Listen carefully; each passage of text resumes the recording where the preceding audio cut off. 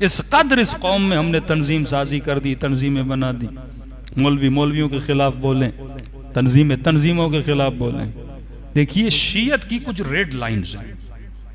ये मसला लॉजिकल भी है और मसला अक्लानी भी है, और साहिबे हिकमत इस मसले को समझ सकते हैं। इस कौम के कई लोग जो हैं वो गलत राह पे चले जाते हैं, अपना पैसा गलत लोगों पे जाया कर देते हैं, अपना भी नुकसान करते हैं, कौम का भी नुकसान करते हैं। तुमने सिर्फ अमामा नहीं देखना, तुमने साहिबे हिकमत अफराद को देखना है। तुमने सिर्फ इल्म नहीं देखना, तुमने ये देखना है वो उस खत पर भी है कि नहीं है। जो खत हमारे बड़ों ने खींची थी, अगर वो उस खत पे नहीं है तो अपना भी नुकसान कर रहा है, मजहब और मकतब का भी नुकसान कर रहा है। दूसरा, इज्तिहाद के बाद विलायत फकीह का नजरिया। अब वली फकीह की इताअत तमाम पर वाजिब है। जब आगा खान की सुन सकते हैं तो हम विलायत फकीह क्यों नहीं सुन सकते? जब बोहरी अपने बोहरा की सुन सकते हैं तो तू विलायत फकीह क्यों नहीं सुन सकता? पावर को जब तक सेंट्रलाइज नहीं किया जाए कौमें तबाह हो जाती हैं। खुमैनी ने पावर को सेंट्रलाइज किया। आप इराक गए होंगे, मशी में देखा होगा इराकियों का क्या हाल है, लुबनान का क्या हाल है।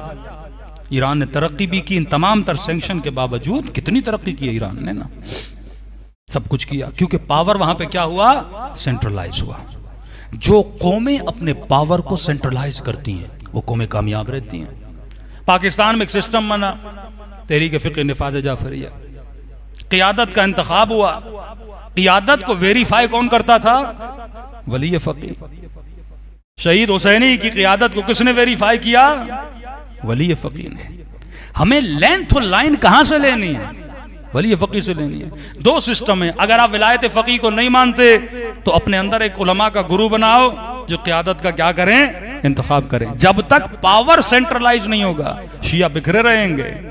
लोग ये समझते हैं आज मैं मौलवी होकर थोड़ा बहुत फेम मिल जाए, थोड़ा बहुत मशहूर हो जाऊं और मैं पाकिस्तान में ऐलान करूं भाई मैं नई तंजीम बना रहा हूं, आ जाओ एक नई क़ियादत का इब्तिदा करते हैं, एक नई तंजीम बनाते हैं, आ जाओ एक सियासी पार्टी बनाते हैं, इस मुल्क में कोई सीटें जीत देते हैं, तो वल्लाह यकीन जानिए कुछ खुफिया ताकतें मेरी मदद करेंगी।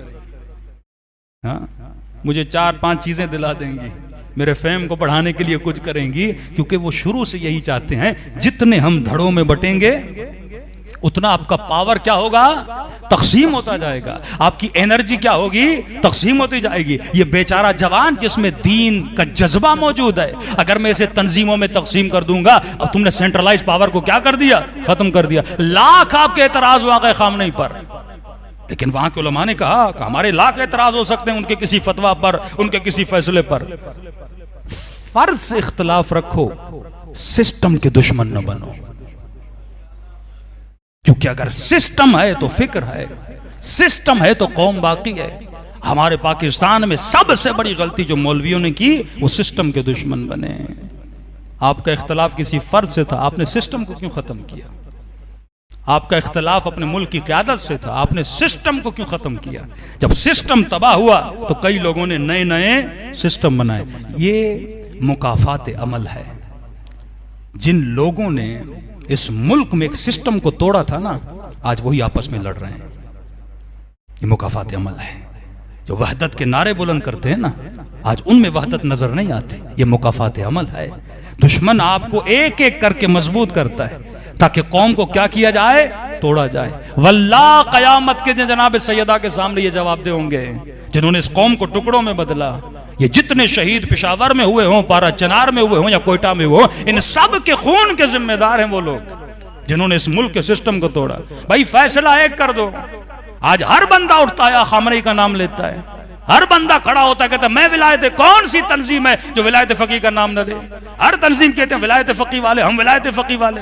तुमने एक बार वली फकीह से पूछा कि पाकिस्तान में उनका नुमाइंदा कौन है? एक बार वली फकीह से जाके पूछो ना। कहते हाँ हमें पता है, हमने खुद ईरान में मालूम किया, दफ्तर रहबरी से मालूम किया कि पाकिस्तान में आपका नुमाइंदा कौन है। मेरा किसी तंजीम से कोई ताल्लुक नहीं है, लेकिन जो बात हक है, जो सच है, आप जाके उनकी वेबसाइट पे ईमेल कर दीजिए कि भाई पाकिस्तान में आपका नुमाइंदा कौन है। ईरान की अखबार में छपता है कि हमारा नुमाइंदा पाकिस्तान में कौन है। उन्होंने बरमला का पाकिस्तान में नुमाइंदा साजिद अली नकवी साहब है, ये खुद भी कहते हैं। या किसी तंजीम के फेवर की बात नहीं हो रही, उसूली बात हो रही है। अगर वलायत फकी को मानते हो तो विलायत फकी को फॉलो करो, फिर कौम को तकसीम क्यों करते हो, फिर डबल डबल सोचों में क्यों डालते हो। फिर जब हम निजी महफिलों में बैठते, भाई रहबर नहीं है का, कहते मौलाना रहबर मसलियत का शिकार है। भाई रहबर मसलियत का शिकार है, तुम किस खेत की मूली हो कि तुम मसलियत का शिकार नहीं होते। वली फकी जब मसलियत का शिकार है, नई नई तंजीमें, फिर होता क्या है, जब आपने मेन तंजीम को तोड़ दिया और वाकई टूट गई, जो मेन तंजीम थी जिसको शहीद हुसैनी ने चलाया, मुफ्ती जाफर साहब ने चलाया, उस तंजीम को आपने एक फर्द के इख्तलाफ की वजह से आप सिस्टम के दुश्मन बन गए। अब जब वो सिस्टम था तो इस मुल्क का जो मालदार तबका था ना, वो सिस्टम को मदद करता था ना, कोई खुम्स के जरिए, कोई माल के जरिए, ज़ाहिर मदद होती थी। तंजीम पैसे से चलती है, तंजीम फ्री में तो नहीं चलती ना। अब उन लोगों ने मदद करना शुरू, खत्म कर दी। सिस्टम से क्या हुआ, एतबार टूट गया। फिर नए नए मौसमी मौलाना आए, फिर पैसा कहां डाइवर्ट हुआ। किसी ने कहा आरिफ काज़मी अच्छा काम कर रहा है, मसलन मुझे पैसा दे दिया। किसी ने कहा फला मौलवी अच्छा काम कर रहा है, उसने उसे पैसा दे दिया। किसी ने कहा वो बड़ा अच्छा शियत के लिए काम कर रहा है, उसने उसे पैसा दे दिया। पैसा क्या हो गया, डिवाइड हो गया। नए नए मनारे क्या हो गए, खड़े होना शुरू हो गए। नई नई तंजीमें क्या हो गई, खड़े होना शुरू हो गई। मेन तंजीम क्या हो गई, कमजोर हो गई। उसका नुकसान दूसरा क्या हुआ, जब तंजीम कमजोर हो गई ना तो जाहिर पैसा नहीं तंजीम के पास ना। अब तंजीम काम कैसे करे, पैसा हो, गाड़ी भी तो पेट्रोल से चलती है ना, तंजीमी भी तो पैसे से चलती है ना। अब लोगों ने मदद करना छोड़ दी, तंजीम खोखली हो गई। फिर उस तंजीम को क्या नुकसान हुआ, कुछ ऐसे अफराद हैं जो रिच होते हैं, जो मालदार होते हैं, उनका फिर उन तंजीमों पर कब्जा होना शुरू हो गया।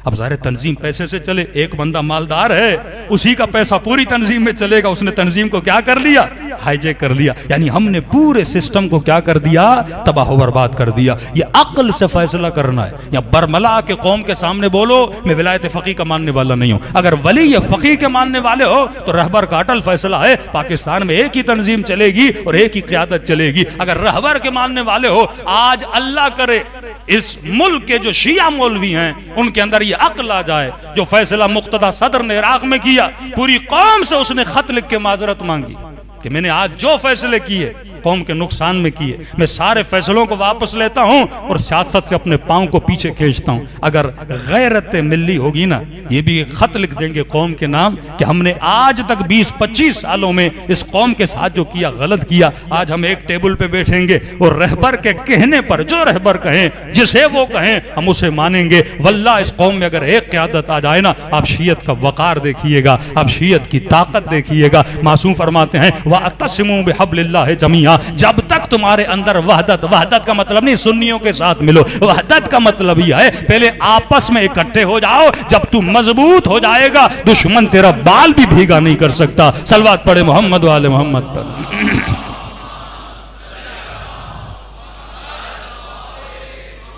मुकाफात अमल है, यह मुकाफात अमल है। आज से 25 साल पहले 90s में जिन लोगों ने, मौलवियों की पगड़ियां उछाली, उनके नामूस को बदनाम किया, आज आपस में लड़ रहे हैं, आपस में लड़ रहे हैं। बुजुर्ग उलमा कहते हैं हमें हंसी आती है, यही लोग एक वक्त इकट्ठे थे लेकिन आज यही आपस में लड़ रही है। मुकाफात अमल है। जब हुब्ब ज़ात इंसान में आ जाए ना, अली इब्न अबी तालिब ने कौम के लिए, मौला फरमाते हैं मैंने गम के घूंट पिए, रात के अंधेरों में कुएं में सर डाल के अली इब्न अबी तालिब रोते रहे। इमाम हसन का आप नाम तो लेते हैं, हसन इब्न अली के साथ हुआ क्या था? कौम ने अपने रहबर के साथ क्या किया था? कहीं वो हालत तो हम अपने मुल्क में नहीं कर रहे, जब कौम के बच्चे बच्चे को बदतमीज बना दिया जाए। सबसे पहले उलमा के खिलाफ हर्ज आराई इस आलिम तबके ने की कि मौलवी जब मौलवी के खिलाफ जबान बोलता है, ये हसद जो एक मौलवी को मौलवी से होता है कि मतलब मैं कौम का कायद रहूं तो ठीक है, कौम सही है, कोई और कायद रहे तो कौम सही नहीं चलेगी। ये हसद, ये बुग़्ज़, इताअत पाकिस्तान में कम है। ईरानी कौम में कम से कम, मैं नहीं कहता पूरी कौम में इताअत है, लेकिन कम से कम ईरान में 10 मिलियन 12 मिलियन ऐसे लोग हैं जो रहबर पे जान देने के लिए तैयार है। और वल्ला ईरान इसी 10-12 मिलियन की वजह से चल रहा है, वरना वहां भी अक्सरियत बेदीन लोगों की है। लेकिन ये 12 मिलियन 15 मिलियन ईरान में ऐसे हैं जो अपने रहबर की इताअत करते हैं। कौमों में जब इताअत आती है, इताअत न हो तो अली भी जीती हुई जंग हार जाते हैं। अली जैसा इमाम जंग सिफीन जीती हुई जंग थी ना, जब तू फितनों का शिकार हो जाए। कई ऐसी बातें हैं जो मिंबर से करने की नहीं है, हमारे बच्चों को नहीं पता 90s में क्या हुआ इस मुल्क के साथ। वो जुल्म हुआ जो दास्तान बंदा यहां से बयान करे तो खून के आंसू रोना चाहिए कि हमने बनी बनाई तंजीम को किस तरह तबाह कर दिया, बने बनाए सिस्टम को हमने तबाह कर दिया। और मुनाफिकत इतनी कि हम रहबर का नाम इस्तेमाल करते रहे, वली फकी का नाम बदनाम करते रहे। उनकी वेबसाइट मौजूद है, उनका दफ्तर मौजूद है, जाकर पूछ लो कि रहबर का क्या हुक्म है, पाकिस्तान में नुमाइंदगी किसने करनी है। जब तक फिक्र इंसान की बेदार ना हो जाए ना, हिजबुल्लाह लुबनान क्यों कामयाब है? एक हसन नसरुल्लाह के पीछे बात खत्म हो गई। रहबर ने तायद दी हसन नसरुल्लाह, अब जो भी है उनके पीछे चलना है। इताअत तुम्हारा काम नहीं कि तुम उंगलियां उठाओ। कई मौलवी हैं जो ईरान में खामनेई पे उंगलियां उठाते, ये इनका फैसला सही नहीं, वो उनका फैसला। भाई तुम कौन होते हो? नीचे तंजीम उलमा की बैठी है, अगर अदालत साकित हो जाएगी और रहबरियत को चेंज कर देंगे। सिस्टम ऐसे नहीं चलता कि हर बंदा उठे सिस्टम के खिलाफ उठे। लोगों ने वोट दिया, कोई वजीर आजम बन गया, अब हर बंदा बाहर निकले वजीर आजम को हटाओ, ये तो नहीं हो सकता ना। मुल्क सिस्टम के मुताबिक चलता है। सिस्टम से बंदा सिलेक्ट होता है, सिस्टम से बंदा उस चीज से हटाया जाता है। तुम विदाउट सिस्टम जब क्रॉस करोगे तो मुल्क को तबाह हो बर्बाद कर दोगे। तंजीम साजी करो। इतनी अच्छी तंजीम थी ISO, ये इस कौम की रीढ़ की हड्डी थी। गली गली कूचों कूचों में बच्चों की तरबियत आज सुकड़ के रह गई ISO। चंद इलाकों में, लाहौर के चंद इलाके सिर्फ कराची की सिटी में रह गए, वरना ये तंजीम रूट्स में थी, यानी शियों की जड़ों के अंदर थी। क्योंकि जब हमने इसे मेन सिस्टम से तोड़ दिया, ये नुकसान तुमने किसका किया? नुकसान तुमने कौम का किया। जब तक एक नहीं बनते तब तक तुम्हारे अंदर वो पावर नहीं आता। आज रोते फिरो कि शियों के बच्चे मिसिंग पर्सन में हैं। आज माएँ रो रही हैं कि उनके बच्चे 4-4 साल हो गए, 6-6 साल हो गए, कुछ पता नहीं। हाँ, हम कहते हैं जिसने जुर्म किया उसे पकड़ो, लेकिन ये न पता हो कि बच्चा कहां पे है। आज वाकईन आदमी खून के आंसू रो रहा था जब एक इतनी बड़ी पॉलिटिकल पार्टी के बंदे को पकड़ा गया और उसे जो टॉर्चर किया गया। पूरी कौम ने देखा ना, इंसान के हसास तरीन उज़्व को टॉर्चर किया गया। तो एक मां रो रही थी, कह रही थी मौलाना 4 साल से मैंने अपने बच्चे को नहीं देखा। लेकिन जब मैंने टीवी पे सुना ना शहबाज गिल के साथ ये हाल हुआ, मैं सोच रही थी मेरे बच्चे के साथ भी ऐसा शायद हुआ हो। हाँ? क्यों ये माएँ ऐसी कमजोर पड़ गई? क्यों इस कौम के बच्चे कमजोर पड़ गए? जब आप में यूनिटी ना हो।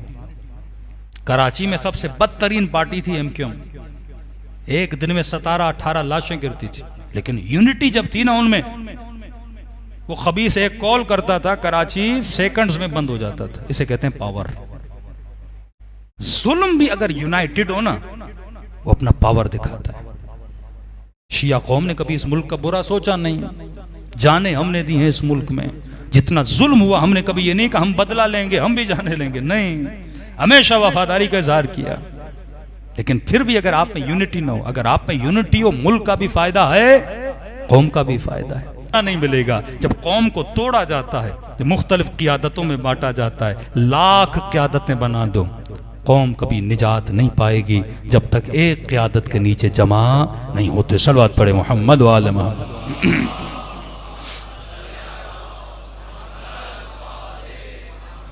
और कुछ लोगों को कहना चाहूंगा, अपना पैसा जाया ना करो। नए नए मौलवी जो मौसमी निकलते हैं उनके ऊपर पैसा जाया ना किया करो। सिस्टम को मदद करो, फर्द को नहीं। आपने एक आदमी को बड़ी मदद की, उसने बड़ा सिस्टम खड़ा कर दिया, वो मर जाएगा तो क्या होगा? अफराद जब चीजों को चलाते हैं ना, उनके मरने के बाद सब चीजें क्या हो जाती हैं? ठप हो जाती हैं। लेकिन जब आपके पास सिस्टम हो ना, तो सिस्टम को फर्द नहीं चलाता, सिस्टम खुद चलता है। मसलन आगा खान जिंदा हो ना हो, उसकी आगा खान यूनिवर्सिटी तो चलती रहेगी ना, उसने सिस्टम बना दिया ना। विलायत फकी सिस्टम का नाम है ना। आगा खामनेई हो या ना हो, सिस्टम बाकी रहेगा ना।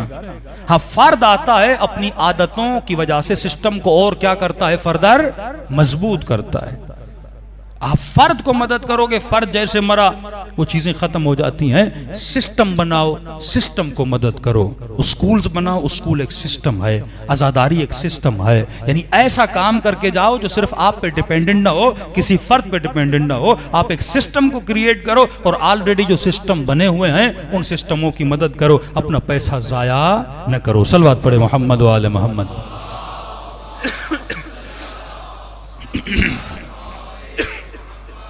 मजलूमियत इमाम हसन, नादान लोग वो जुमले इमाम हसन को बोलते थे, अलियाज़ बिल्लाह, ऐ मोमिनों को जलील करने वाले, मुज़िल्लल मोमिनीन, हसन इब्न अली। नादान लोग थे। आज यही नादानियां इस कौम में हुई जिसकी वजह से हमने पूरी कौम की जड़ों को उखाड़ के रख दिया। आप जिस भी मुल्क में जाएं, वल्लाह ये बाइस खुशी भी है। और इतनी खामियों के बाद भी शिया कौम इस मुल्क में सरवाइव कर रही है, ये इमाम ज़माना का मौजज़ा है। वल्लाह अगर मौला का हाथ ना हो तो हमारा कोई ऐसा अमल नहीं है जिसकी वजह से हम सरवाइव कर सकें।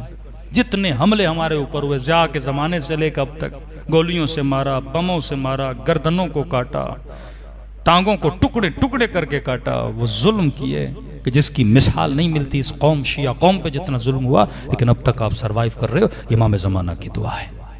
लेकिन अगर थोड़ा अमल आ जाए ना, लेंथ लाइन पकड़ लो, फिर देखो खुदा कितनी कुव्वत देता है। और इमेज आप क्या दोते, जो मकतबे इल्म के मानने वाले हैं उन पर लाजिम था मुआशरे में इल्म को बांटे ना। हमने इल्म नहीं बांटा, सिर्फ गालम गलोच, सिर्फ जलसों की हद तक, सिर्फ सेमिनार की हद तक। सिर्फ ये था कोई बंदा शहीद हो जाए हम उसकी तस्वीर लगा दे, आज शहीद का सेमिनार है, आज मकतबे कासिम सुलेमानी का सेमिनार। भाई तुमने मकतबे कासिम सुलेमानी को समझा कब है? कासिम सुलेमानी के मकतब का मतलब यह है अपने रहबर के कहने पे अपनी जान को कुर्बान करना। तुमने मुल्क के रहबरों को बदनाम कर दिया, तुमने मुल्क की क़यादतों की दाढ़ियों में हाथ डाला, तुमने उनके नामूस पे हाथ डाला, और तुम मकतब कासिम सुलेमानी की बात कर रहे हो। मकतब का मतलब ये इताअत वो हो जो सलमान फारसी की इताअत थी, इताअत वो हो जो मैसम तम्मार की इताअत थी, इताअत वो हो जो जनाबे हुजर की इताअत थी। सर कटा दिया लेकिन अली से दूर न हटे। ये मकतब का काम है कि इताअत के साथ चलो, तस्लीम और मकाम रिजा के साथ अपनी जिंदगी को गुजारो। क्योंकि कौम में तरबियत नहीं थी, हमने कौमों की तरबियत नहीं की, अपने माल को जाया किया, एनर्जी